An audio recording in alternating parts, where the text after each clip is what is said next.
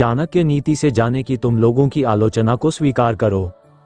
क्या आपने कभी सोचा है कि एक साधारण विचार, एक छोटा सा निर्णय आपकी जिंदगी को पूरी तरह बदल सकता है? आइए उस रहस्य को खोलें जो आपको न सिर्फ प्रभावशाली बनाएगा बल्कि सफलता के शिखर तक ले जाएगा। जीवन एक यात्रा है और इस यात्रा में हर कदम पर हमें चुनौतियां, अवसर और निर्णयों का सामना करना पड़ता है। लेकिन क्या आपने कभी यह सोचा कि कुछ लोग इन चुनौतियों को आसानी से पार कर लेते हैं जबकि अन्य उसी जगह ठहर जाते हैं? इसका जवाब छिपा है उस प्राचीन बुद्धिमत्ता में जिसे चाणक्य ने अपनी नीतियों के माध्यम से हमें दिया। चाणक्य, जिन्हें कौटिल्य या विष्णुगुप्त के नाम से भी जाना जाता है, एक ऐसे व्यक्ति थे जिन्होंने न केवल अपने समय में एक साम्राज्य का निर्माण किया बल्कि ऐसी नीतियां दी जो आज भी हमें जीवन में आगे बढ़ने का रास्ता दिखाती हैं। उनकी शिक्षाएं हमें सिखाती हैं कि सफलता कोई संयोग नहीं है, यह एक कला है, एक विज्ञान है जिसे हम सीख सकते हैं और लागू कर सकते हैं।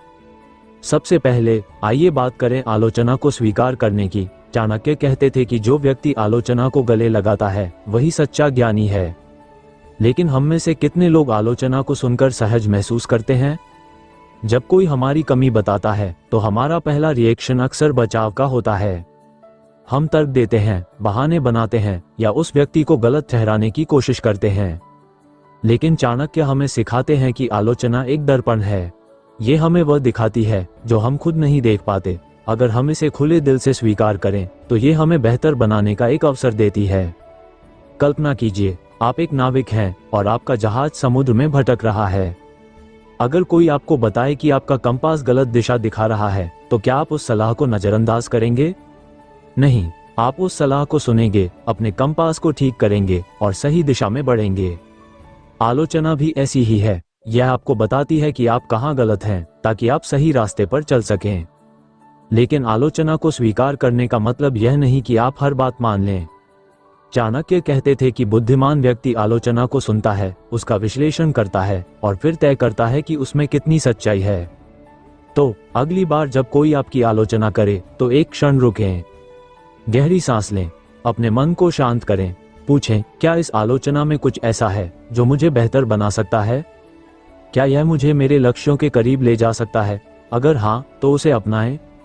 अगर नहीं, तो उसे मुस्कुराकर छोड़ दें। यह आत्मनियंत्रण की कला है जो आपको न केवल प्रभावशाली बनाती है बल्कि आपके भीतर आत्मविश्वास भी जगाती है।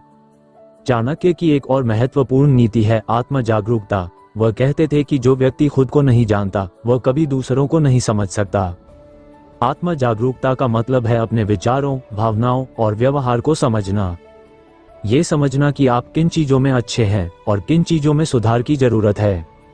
यह एक तरह का आत्मनिरीक्षण है जो आपको ये देखने में मदद करता है कि आप वास्तव में कौन हैं और आप क्या बनना चाहते हैं। आज की भागदौड़ भरी दुनिया में हम अक्सर इतने व्यस्त हो जाते हैं कि खुद के लिए समय नहीं निकाल पाते। लेकिन अगर आप सचमुच सफल होना चाहते हैं तो अपने लिए समय निकालें। हर दिन कुछ मिनट ऐसे बिताएं जहां आप अपने विचारों के साथ अकेले हों। पूछें, मैं आज कहां गलत हुआ, मैंने क्या अच्छा किया, मैं और बेहतर कैसे हो सकता हूं। यह आत्मचिंतन आपको न केवल अपनी कमियों को सुधारने में मदद करेगा बल्कि आपके आत्मविश्वास को भी बढ़ाएगा। चाणक्य कहते थे कि एक बुद्धिमान व्यक्ति वह है जो अपनी कमजोरियों को अपनी ताकत में बदल देता है।